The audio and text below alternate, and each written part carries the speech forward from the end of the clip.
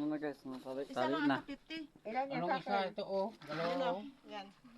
Nabuo dito siguro ito. Tay, dalawa. Oo, kinuha niya lang. Nabuo dalawa. dito sa planggana na Hindi to. Hindi na. Parte na lang tayo. Sa akin, ito lang matala. 3 kahapon din. Hindi na. Ito ah. Yan na kay... Patay, malapit dito kay Angeline. Malapit man lang dito. Oh, yan na lang Oh, din ito sa pag ano, pag naubos na, Malapit balik lang kay lang. Angeline dito. Mabinta niya ng dalawang tali. Kuha ng situlit. Oo, Ito. tama yun. Binta. Dagdagan mo ako te. Ayaw ko ng timbang te. Puwaki gusto ko. Ay, talaga. Ito, simbang Maganda niya, ang hiwalay. pagkain yan. Ay, gano'n. Gusto ko kasi puwaki.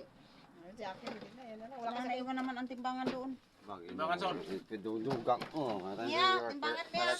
Tingnan mo ang gawa ng tito ko. Ayan. Nilagyan ng sapatos. Waa, dito ang kuwan. Timbangan ba rin? Timbangan. Timan. Napakatuntugan ka. Manghod ka lang. Timan. Dalian mo muna para sigurado. Kuwan na mong priority ng tingulan. Kung masok ko sa skuap. Uba na ng buko. Gabaan ko siya. Gabaan ko na siya ba? Bagayan mo lang din. Ano lang din. Yan na, inabot niya na yung timbangan. Titimbangin na naman. Namo kami nan. Mga ano ka nga? Mamaya Ano lang din sa ano. Panglon nga. Ano? Ito naman si nanay oh, magabinta ng alimango. Magilaw. Wala ka ng alimango nanay.